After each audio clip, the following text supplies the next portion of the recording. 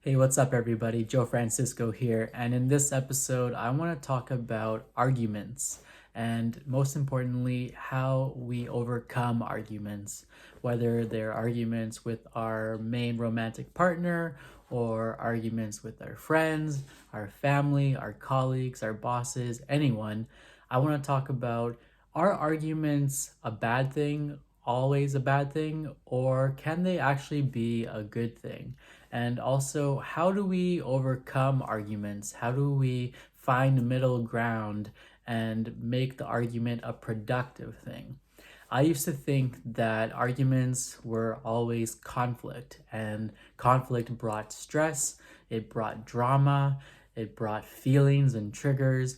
So I think I developed a sense of conflict avoidance where I would, avoid having those tough conversations. I would avoid bringing up my own feelings in a way of avoiding an argument. And a lot of times, yes, the argument, the drama was avoided, but I just ended up bottling up my feelings, bottling up how I felt, and more often than not, it actually just kind of blew up more so later on when I couldn't take it anymore. And instead of dealing with the conflict head on when the moment that it came up or like earlier, it just kind of blew up and became bigger than it needed to be later on. So, over time, I've, learned that conflict isn't always a bad thing, and avoiding conflict can actually be worse than facing conflict head on. And arguments in relationships don't necessarily need to be a bad thing. They can actually be a good thing, a really good thing, if you know how to use them, if you know how to repair the argument or argue in a constructive way. So I've learned that, there are good ways to argue and there are bad ways to argue. Also, that, you do want to pick your battles sometimes. Like, you don't want to nitpick every little thing or make everything an argument. Some things are worth fighting for more than others. So definitely pick your battles. But at the same time, it's not about the argument itself or the whatever triggered the argument, but it's how are you going to move forward from this conflict. And whether it's your romantic partner, friend, family, colleague, boss, whatever, the most important part is to stay calm, stay grounded, and communicate effectively. I know this is a lot easier said than done. I still struggle with this today. Sometimes our feelings, they get to be very overwhelming, and a lot of times we struggle to put those feelings into words. A lot of times I know that I struggle to voice how I'm feeling because I don't want to create more drama or unnecessary drama. And also, I don't want to hurt anyone's feelings, and I don't want to say something out of emotion, out of fear, out of anger that, doesn't really relate to the issue or is just going to hurt someone's feelings. So, yes, picking your battles is one thing, but then also knowing when to voice your opinion and also how to voice your opinion in a calm way, staying grounded, not raising your voice. And yes, things can get heated. A lot of times people, get defensive when things are brought up to them. So always coming back and staying grounded and using that as a way to overcome the issue as a team. So it is a two-way street. It's not just up to you. Obviously, the person or the group that you're having a conflict with or you need to resolve some sort of argument with, they need to cooperate too, but you can only control you. I can only control me. So how do we stay calm and present and grounded during these moments of conflict, of high emotion, of arguments, so that we can remain calm and move past it in a constructive way? So that's just something that I've been thinking about lately, and I want to talk about in this video. How do you approach conflict? How do you approach arguments in relationships, whether they be romantic relationships or not romantic relationships? How do you approach them? Do you avoid conflict most of the time like I do? Or do you face them head on no matter what, like some other people do?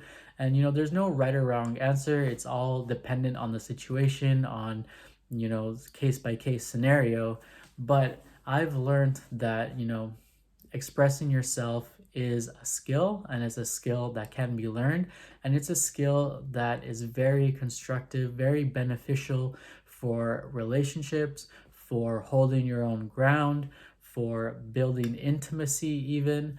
And again, it's not just about overcoming that obstacle or that issue, but it's also about working as a team and becoming closer with those people that you're in conflict with.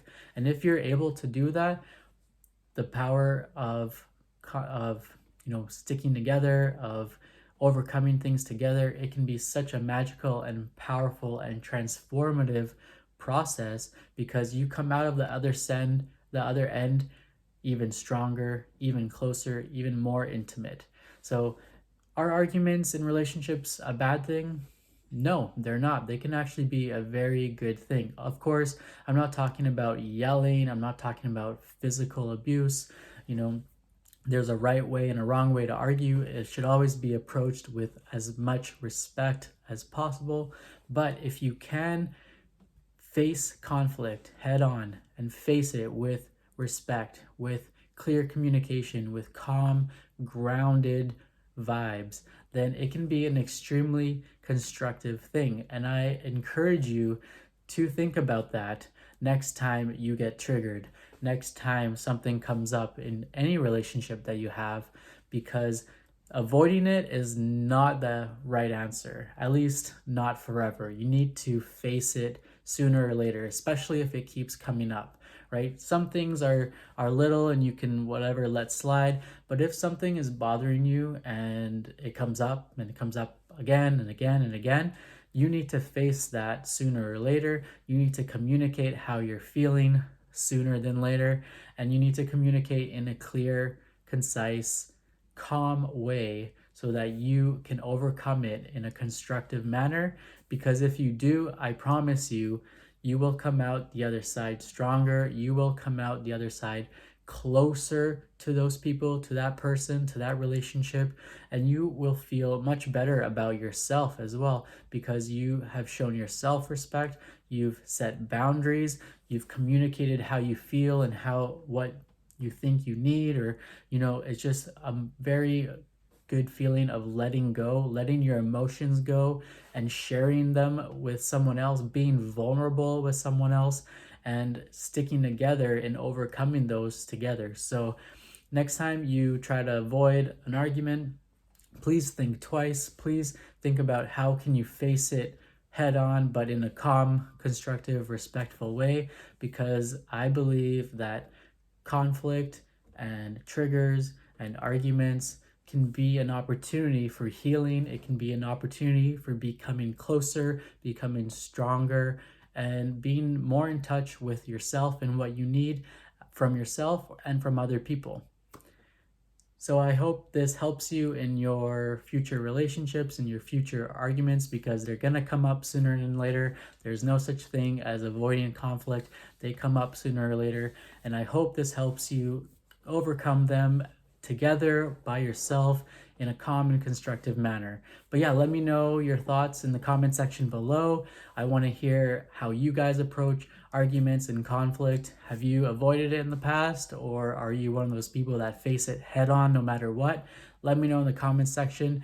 But I do hope you like this video. I do hope it helps you now or in the future. And if you like this video, hit that like button. That'd be awesome. Subscribe to my channel if you want to stay up to date for other videos coming out.